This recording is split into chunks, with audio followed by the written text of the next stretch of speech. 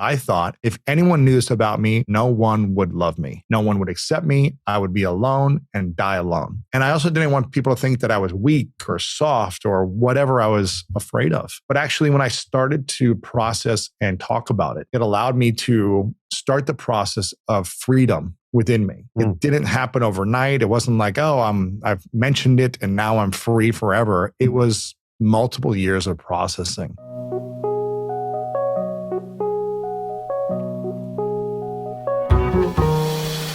I want to kind of just dig in a little bit more with you because I know you're, open to doing this.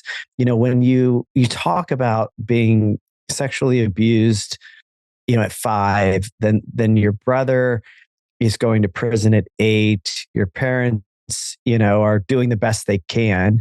Which I also believe to be true. I had my own, difficult early childhood, and I, in hindsight as an adult, can really look back on it after having done a lot of work and see it that way, and even see it in a way that allows you to really have a lot of gratitude. But it's not to be skipped over either. Yeah, it's still challenging to face. Yeah. Yeah. And so, I'm kind of curious, like, if you can, and maybe it's just in hindsight, but like the insecurity, the lack of safety, the pain of you're just a kid, it's not your fault. It's like, it's happening though. I mean, it's intense. It's intense to have, that experience in life. And part of the reason I like to just like go there is because other people aren't able to process it or haven't yet, or might still be having something like that stuck inside of them, and so I don't know, maybe you could just say, whatever you want about it. I just want to make sure we don't skip past that part too fast. Yeah, I think, I have done 10 years of processing. It's interesting because I just did an interview recently, a couple weeks ago, that came out with this guy named Jeezy, who's a big rapper and artist, and done music with Jay-Z and Kanye West and Rihanna and Tupac back in the day. Like, he was a big rapper, and he just came out with a book, and I had him on my show, and he sent me a text the other day. Let me just get this up and show you. He sent me this text with a photo of him. He was sending this because he was listening to my podcast at the same time, and he sent me this text. You'll be able to see it. I'm not sure if everyone else is going to see this, but there's a photo of him as a 5-year-old, right, as a child. And I was talking about this with him in our interview about how for about a year and a half, I had a photo like this on my phone where I was able to really give my psychological wounded self at that age the love, the support, the compassion, the conversations that I needed as a 5, 6, 8, 12, 15, 23-year-old. I was able to do that consistently every time I opened my phone and give that reactive, angry, frustrated, resentful, the world is against me attitude that I had for so long. I was able to do that for many years to create a stronger relationship with that part of myself that I had blocked, that I had resented, was fearful, angry, where my ego had overpowered whatever it was I was doing to defend myself and protect me from the memories of the wounds from not only those seasons, but also seasons in high school and in college, and breakups and relationships and challenges in business and whatever hurt that I experienced. It started with unlocking the idea of talking about sexual abuse, because that was where the deepest wound was for me. That was kind of the foundation of all the reaction of me feeling taken advantage of, or whatever I was feeling for most of my life. Not enough, taken advantage of, worthless, all these different things that I felt and thought and had repeating on repeat, which drove me to get results, which drove me to try to outperform, which drove me to be an overachiever in sports and all these different things, which drove me to push my body through extreme amounts of pain and discipline so that I could amount to something and feel worthy. But no matter how much I accomplished or achieved, I still didn't feel it until about 10 years ago when I started to process and heal these memories, heal these wounds that were causing me heartbreak, causing me pain, essentially a fracturing of my psychology and my emotions. Where some days I was happy and joyful and loving life, and other days when someone looked at me the wrong way, I wanted to fight. Mm-hmm. And why is that? Why do we have these emotional triggers that cause us to fight, to shut down, to feel not good enough? I don't think that's our human nature. I think that's our wounded nature that is causing these reactions. And when we can get to the root of the understanding of these memories, the things that cause us to react, where our nervous system feels triggered and heightened, and we need to do something, prove something, react, scream, fight, whatever it is. When we can get to that place of acknowledging it, assessing it, and processing it, which for me was the hardest task I've ever done in my life. It was the hardest thing at 30 years old to acknowledge that I was sexually abused and share it. For 25 years, no one knew about it. I didn't tell a soul because I thought if anyone knew this about me, no one would love me. No one would accept me. I would be alone and die alone. That was the fear. It was an irrational fear. And I also didn't want people to think that I was weak or soft or whatever I was afraid of. But actually, when I started to process and talk about it, it allowed me to start the process of freedom within me.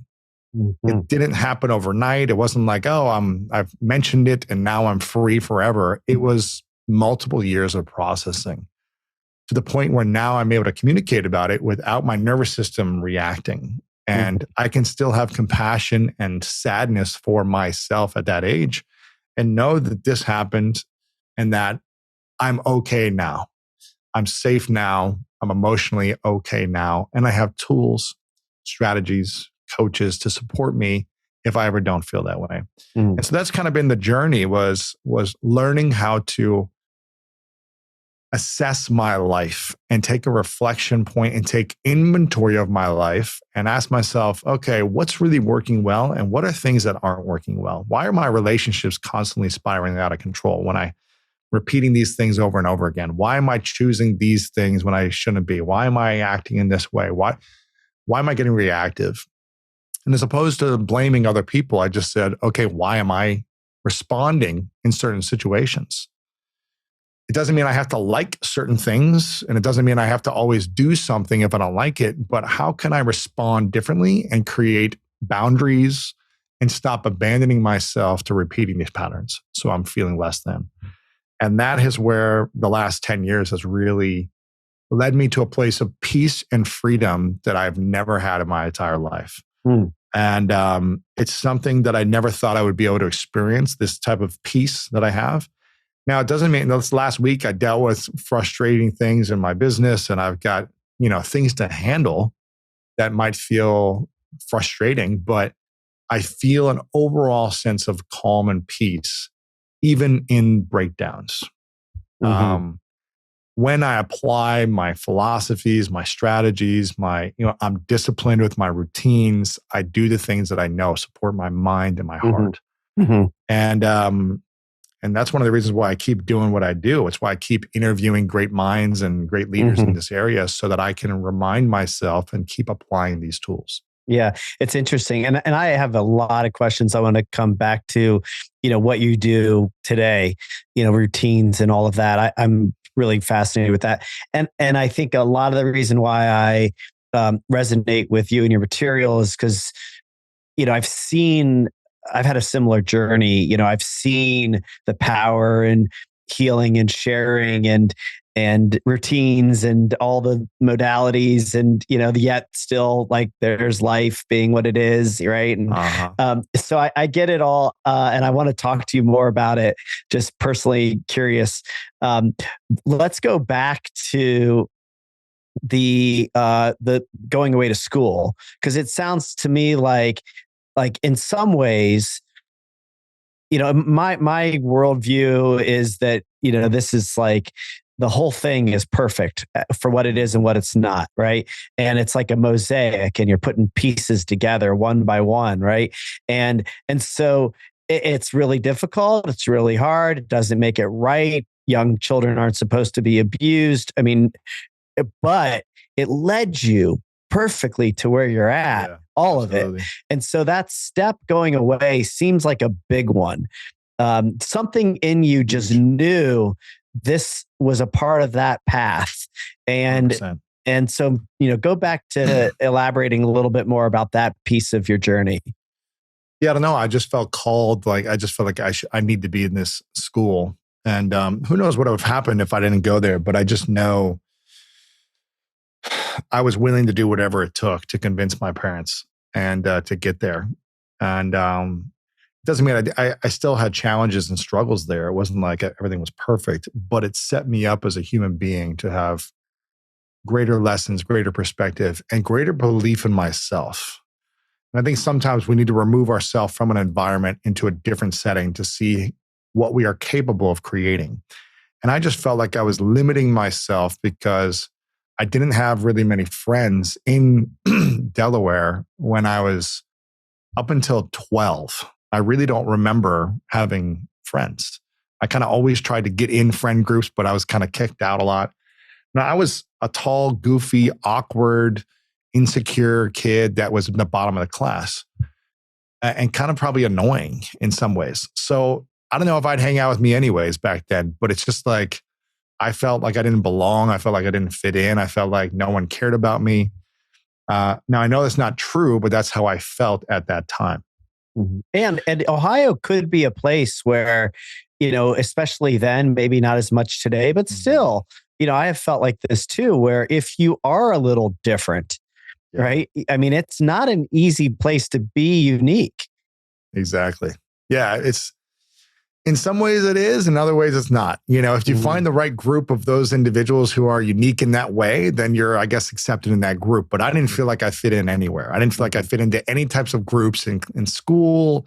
I was picked last, literally picked last on the playground. I remember when I was in elementary school for dodgeball game. There's certain memories of like trauma, right? Even though it doesn't Mhm. seem like it's that big a deal, but I remember No. specifically my teacher in the fourth grade said, "Hey, we're all going to go out and do a class dodgeball game." And normally in recess, like we kind of go out and everyone do their own thing, tetherball or the slide or whatever it is, run around. And he said, "We're just do like a class game, dodgeball." And he picked two guys to be like the captains. Okay, each get a pick. And each one of them picked all the guys first. And then they didn't pick me as one of the guys. And then they started picking all the girls. And then I wasn't even picked last. I was just by default the last one that wasn't chosen and just had to go on a team. And I remember thinking, how can I not be like at least the last guy picked, right? I was the Mhm. last girl picked, which Mhm. after the last girl's picked. And so these little memories, I was like, never again am I going to be picked last. The Mhm. humiliation of this, Mhm. right? Mhm. So I was just like, I need to get out. And I was also went through a phase for about a year where I was like just trying to impress people. I would like go into stores and like steal candy bars or cigarettes. I was like just trying to feel something. I felt like Acting numb out. and scared, Yeah. acting out, all these things. Mhm. And I remember it's just like, I don't like the way who I am, like the things I'm doing, but I don't know who to hang out with. It was just kind of an awkward time. So I begged my parents to go, and it was the best thing that probably ever happened to me in my life. I think it probably saved me in a lot of ways because it gave me a deeper sense of meaning, purpose, fulfillment. Mm. And I was playing basketball in seventh grade, and I just started to make maybe a couple friends on the basketball team, but I still wasn't that great. But it was like, okay, I'm getting a couple friends because I made this team, and there's this bonding and this experience, but it just didn't feel like there was much room for growth.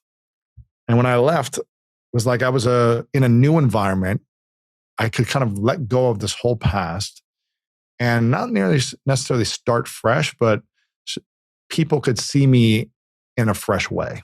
Mhm.